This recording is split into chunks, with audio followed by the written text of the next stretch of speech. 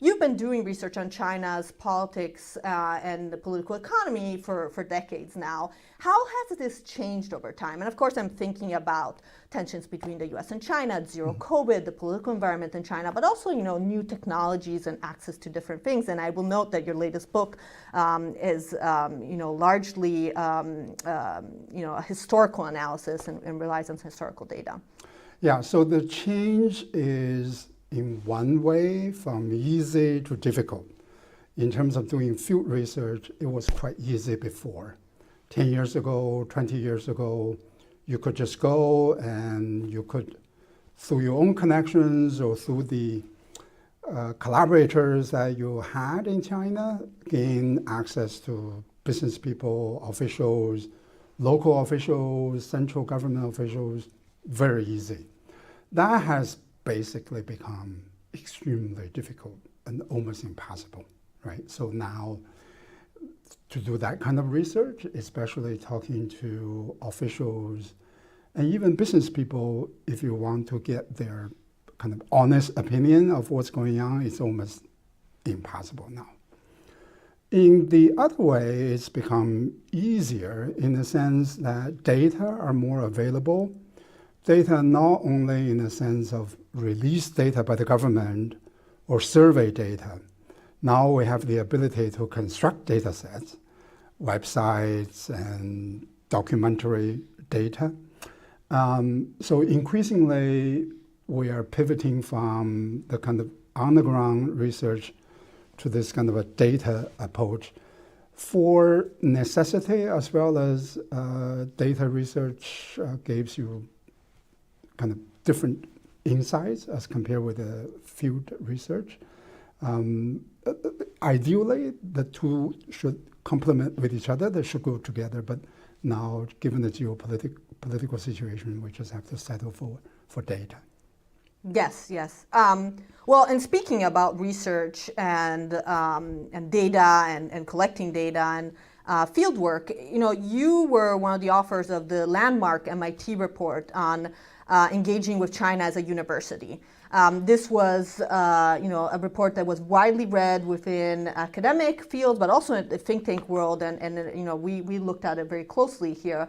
And so I was wondering, how is that going, right? Has the university adopted those recommendations, and how have things been playing out?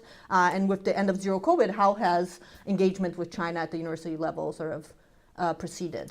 Yeah, so the report was written at the time when the US government was actively targeting professors, many of them, but not exclusively, of Chinese ethnic backgrounds, targeting them for performing and doing standard routine academic research with Chinese colleagues or having connections in China.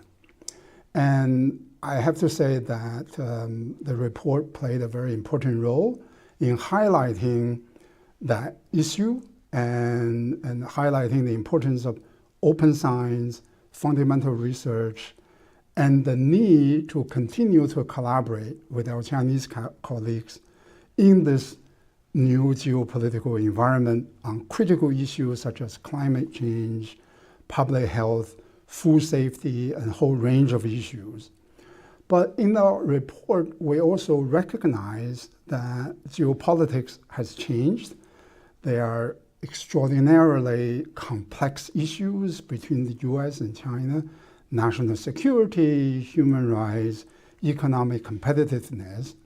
So the report tries to chart a course where we can continue with the kind of productive research we have been doing with Chinese colleagues before, but being mindful of these difficulties and challenges. I think we're now in the stage where we're working on implementation. And one of the key components of that is to raise the awareness of faculty, of graduate students, of the university administrators about these complicated issues. And I think we are doing a fairly good job with the report like that. The report has been cited and has been emulated by other universities And I think another purpose of the report is to send a message to the government that academia, and MIT in particular, is proactively thinking about this issue. And we don't want the heavy hand of the federal government to regulate academic research. Well, that's great to hear because, obviously it was a big issue, and even on our website, Big Data China, we published some of the research that was done on the impact on actual academic output of these tensions. And of course, actually, one of the things that I heard repeatedly was that both professors and government wanted universities to take a more proactive stance on regulating itself on this front. So it's good to hear that the impressive report that you put out has had a positive effect. But let's move on to actual research and the research you've done. And your book, The Rise and the Fall of the East, which is your last book, and of course we'll talk a little more about your upcoming books, is, in political science, there's always the people lament that there's no big idea books anymore. And I would say this is a big idea book, right? It's a bold, it's sweeping, it covers hundreds of years in terms of history, and it makes some really interesting, it links very different issues and makes very interesting conclusions. And I wanted to bring up a sentence that really struck me in the book is, Chinese history is stacked against democracy. I thought this was a really striking sentence. I was wondering if you could speak a little bit about it and what you mean by this and how it ties to the argument. So one way we can think about democracy, the standard way is separation of power, election, press freedom, and all of that. Another way to think about democracy is that it has heterogeneity, diversity of views, diversity of party affiliations, and even diversity of personal choices in terms of gender, in terms of all these things at the personal level. Autocracy has the homogeneity, sometimes constructed, sometimes enforced, but a sharp difference between autocracy and democracy is the difference between that. I said that in the sense that Chinese history is all about homogeneity. And they are building institutions, they're building mental habits, they're building traditions that are designed or have the effect of enforcing homogeneity. And that makes adoption or migration to a democratic system more difficult. By saying that, I'm not arguing against democracy at all. All I'm saying is that it requires more efforts, more investments, more engagements to make sure that democracy can also develop and flourish in that environment. And in East Asia, we have successful examples of democracy, Japan, South Korea, and Taiwan. So there's nothing about the culture in that region that says you cannot adopt democracy. What I'm trying to say in the book is that given how the culture is, given how the history is, it is unlikely that democracy is going to emerge organically and spontaneously. Therefore, it requires extra efforts and extra investments. Yeah, and you make also this argument that this tension between heterogeneity and homogeneity within states also shapes the innovation and sort of the human capital within a country. Can you speak a little more about that? Yeah, sure.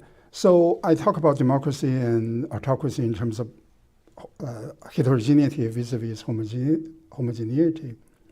But one thing, at least I have observed, is not just of China, but also of other countries, is that successful economic development, successful technological development requires a balance between these two forces. You can't just have one at the expense of the other. I think China scaled too much, I would argue, and you could argue that there are other countries that scoped too much. And when you look at these countries, when they are most successful, they tend to be at the moment when they balance these two forces successfully. I would argue that between 1978 and 2018, China handled the balance of these two forces effectively and productively. And that's why the country had economic miracle, had a degree of technological and scientific achievements, had globalization, innovations, prosperity. And that was a rare moment in Chinese history because Chinese history tends to stack against that. It tends to go overboard on scale rather than on scope. And now my view is that China is moving back to its old formula of emphasizing scale at the expense of scope. And there's a view among Chinese policy elites.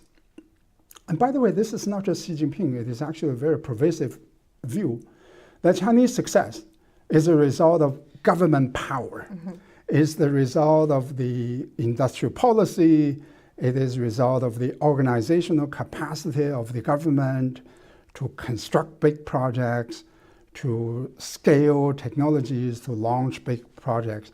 I'm not saying that's completely wrong. All I'm saying is that that took place in the middle of evolving diversity of economic conditions, political conditions, and social conditions. That's not a single factor driving the success. It is also the diversity that was driving the success. Well, that really resonates with me because I have spent a lot of time the past few years looking at industrial policy in the context of clean tech supply chains. And in many cases, these are very creative, innovative private companies. It's just that they've received an extra boost by the government, right? And so I think that's sometimes not even well understood outside of China. I think increasingly in the US, maybe there's this sense that these are sort of engineered companies that the governments are decided to create, and that's just not the case, right? Certainly there's been pervasive subsidies and help on the part of the government, but you needed this other ingredient, which was sort of company entrepreneurship and global supply chains eventually. So there's already diversity embedded in your observation. These are private sector companies. I cannot name a successful globally competitive state-owned enterprise. That enterprise can have all the support it wants to, and the government wants to lavish on such an enterprise. But because it's state-owned, it has not been successful. TikTok is not state-owned, right? In the traditional sense. BYD is not state-owned. Huawei is not state-owned. Government operations now influence these companies for sure, but in terms of ownership, they're private ownership. Right, and I think that raises the question for policymakers outside of China, the fact that now there is this creeping sort of influence or blurring of the lines between exactly what is private and what is public makes it a little harder to then sort of decide how to consider these companies as they become multinationals, correct, right? Correct. It's, in some ways, it may not be to the benefit of these companies that there are such blurred lines within Chinese corporate ownership. I agree with that. I actually think that these subsidies and the government support today are doing more harm to these companies than they were doing benefits, than benefiting these companies. I believe that the competitiveness of these companies is sufficient enough to propel them to the global stage. And the subsidies are an extra push, but I don't think without those subsidies, those will be total failures. Yes, and maybe the ones that wouldn't succeed would be the companies with the less attractive or good products, right? Yes, I completely agree with that. And I mean, let's shift gears a little bit and talk a little bit about your next upcoming book, which is an update on your previous book, Capitalism with Chinese Characteristics, and the new book will be called Statism with Chinese Characteristics, correct? So I was wondering, I think the topic will be this, right? The sort of statism in China and opening and reform. Is opening and reform over? In a very real sense, yes. The way I define the open era, the reform era, is that it was a movement moving from Mao Zedong. It was an official act to move away from the era of Mao Zedong. And Deng Xiaoping engineered that shift in 1978. If you go back to 1978 and read the party document on Cultural Revolution on Mao Zedong, it was a very honest and straightforward critique of Mao. So it was an official act to move away from Mao Zedong. One of the things that happened in 2018 was the revision of the Chinese Constitution that got rid of the term limits, mandatory retirement age instituted by Deng Xiaoping. And Deng Xiaoping instituted those changes specifically to move away from the Mao Zedong era. So the way I define the reform era is from 1978, when the Chinese Communist Party officially moved itself away from Mao Zedong, and then 2018, when officially the Chinese Communist Party decided to go back to the live tenure of the Mao Zedong era. That doesn't mean to say that economically speaking, China now is exactly the same as China in 1976. Clearly, there are some substantial differences.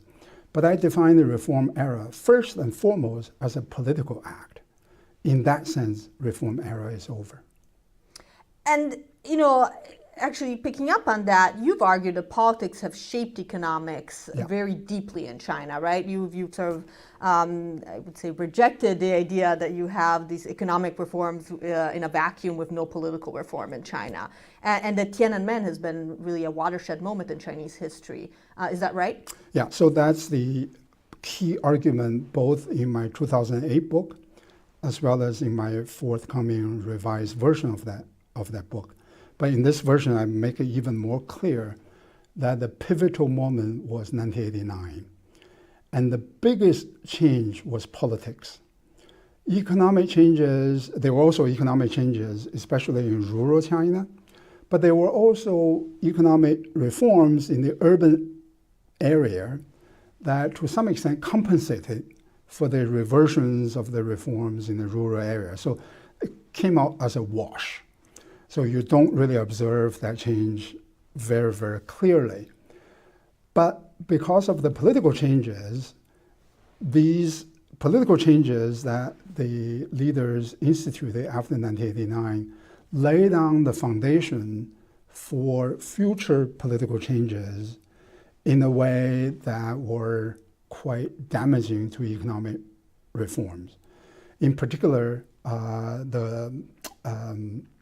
the changes that Zhao Ziyang proposed in the 1980s to separate the functions of the party from the state, to separate the political management of the government from the economic management of the government, transparency reforms, a degree of media freedom, and depoliticization of the Chinese bureaucracy.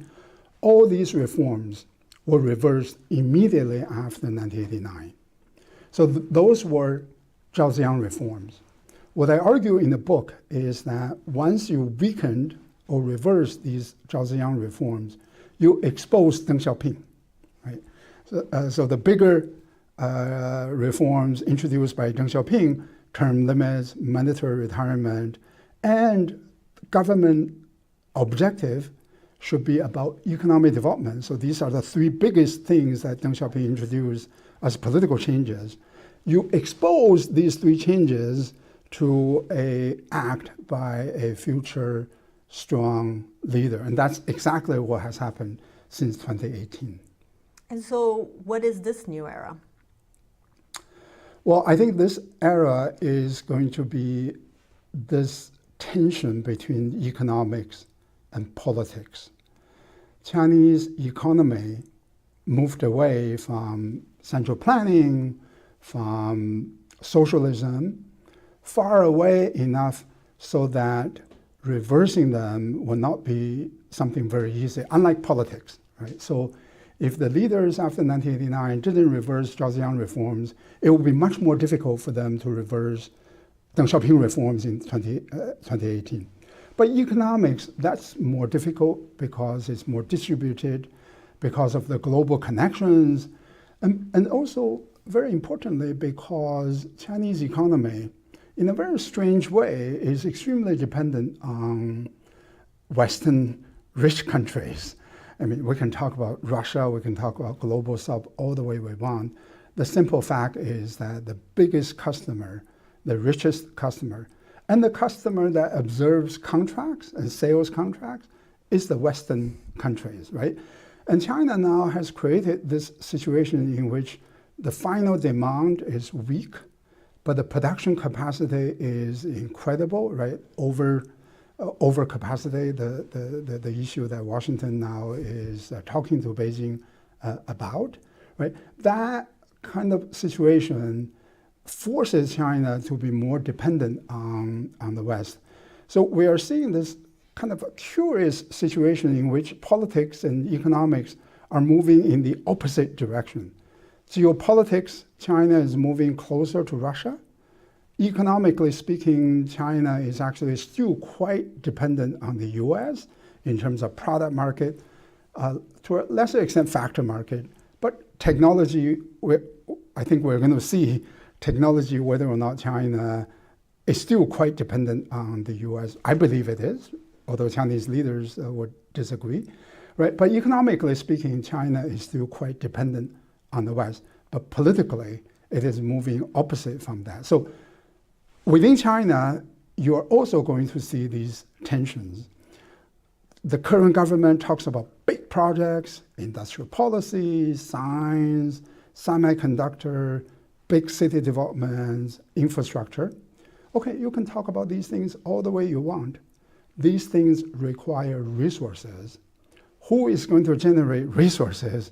It's going to be the private sector, right? So there are tensions domestically between the political policy of cracking down on private sector and the financial and economic dependency on the private sector. These are the tensions that didn't exist before Xi Jinping. And now these tensions are coming to the forefront of the Chinese economy, forefront of the Chinese politics. They really have to resolve these tensions. Either they just go all the way to crack down on private sector, then forget about these big things you want to do, or they have to revise their private sector policy to accommodate these big expenditure requirements.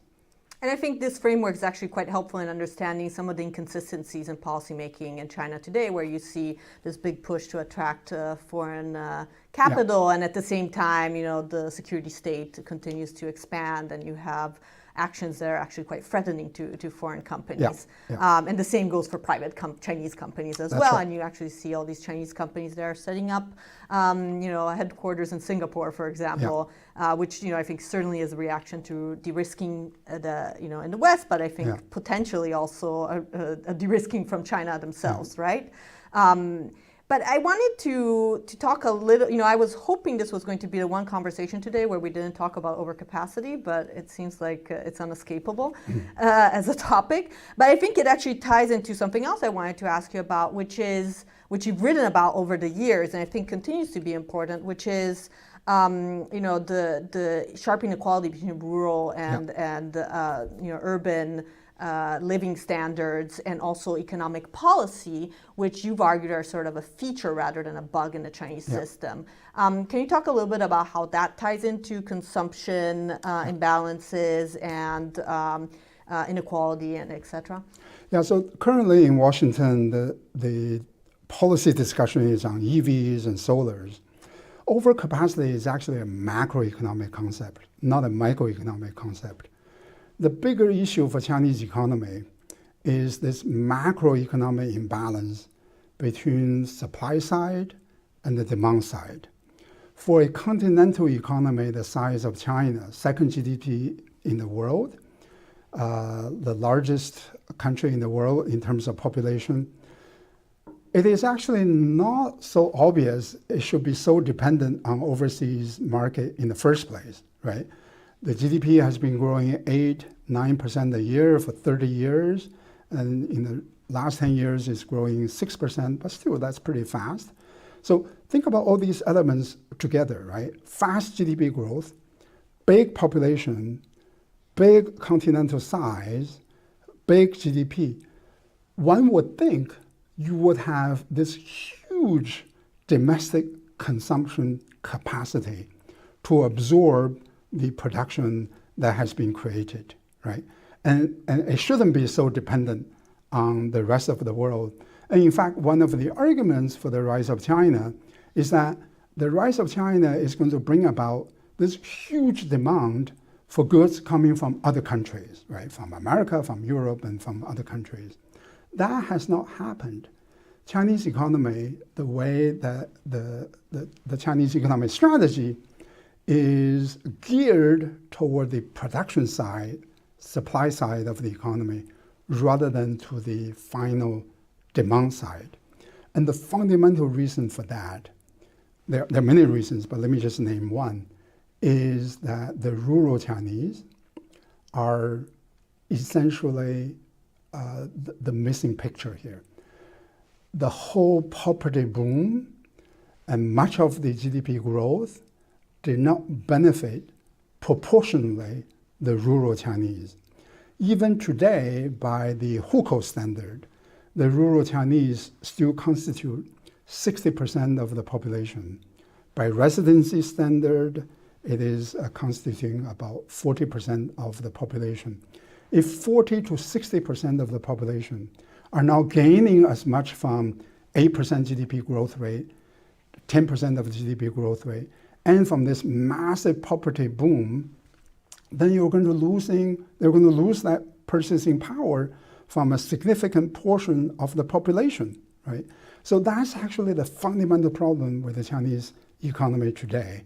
It is not narrowly about subsidizing EVs and subsidizing solars. It has fundamentally to do with factor market.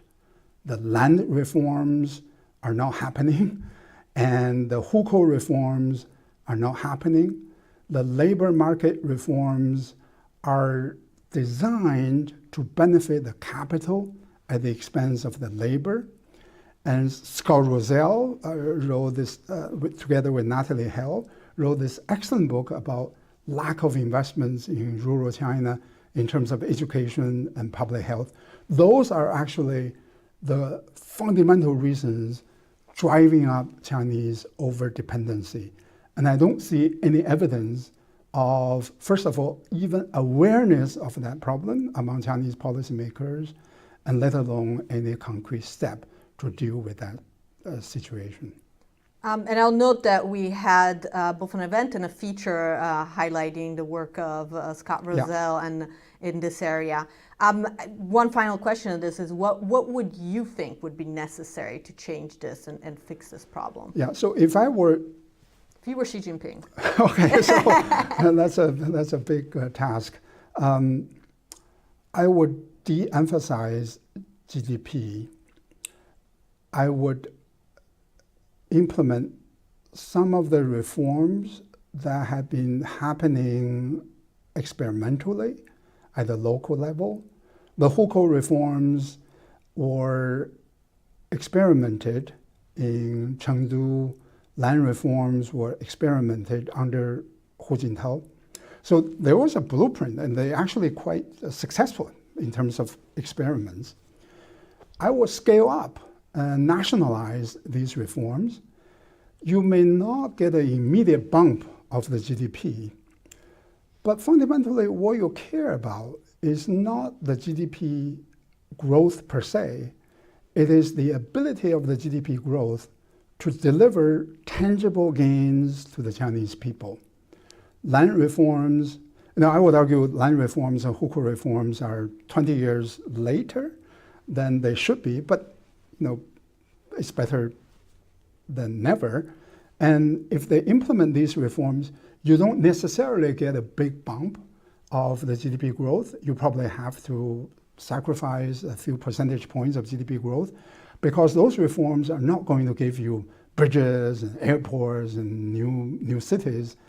that are in oversupply in any case, right? But those reforms are going to make sure that for each percentage point of the GDP growth, the rural Chinese are going to benefit more from the GDP growth.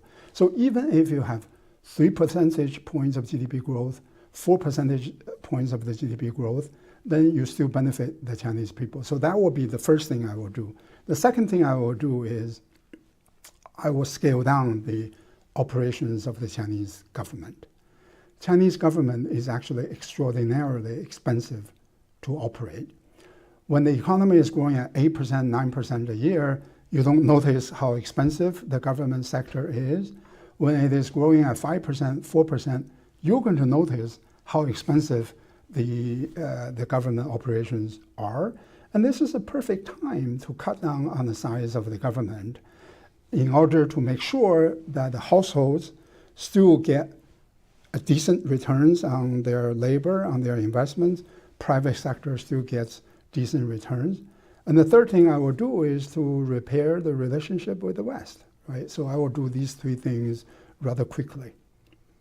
Well, I think that's a great agenda, and we'll see if anybody in Beijing is listening to our program and find out if they decide to do anything. But I actually agree, and I actually been arguing that the best thing that China could do right now to solve some of these tensions on the trade front is to signal that they're willing to take into consideration or even look at the kinds of reforms that might be necessary, right? That might actually be the least painful approach rather than sort of trying to deal with specific overcapacity in one factory versus another, which I think is probably less, in the long term, but less useful. So let me just add one observation to that, which is that I think the fundamental issue now between China and the US is lack of trust.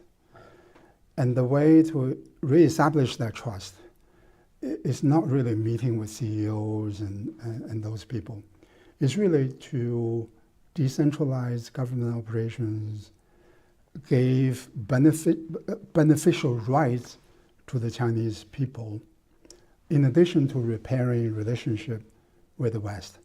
Once you show that you're willing to delegate your power, you're willing to give up some of your power, I think the trust will come back, just as it did after Tiananmen when China signaled that it was going to continue on economic reforms on some issue areas. I agree with you. Unfortunately, I fear that's going to be politically very challenging. But let's hope that there's a pathway to improving trust again between the 2 countries.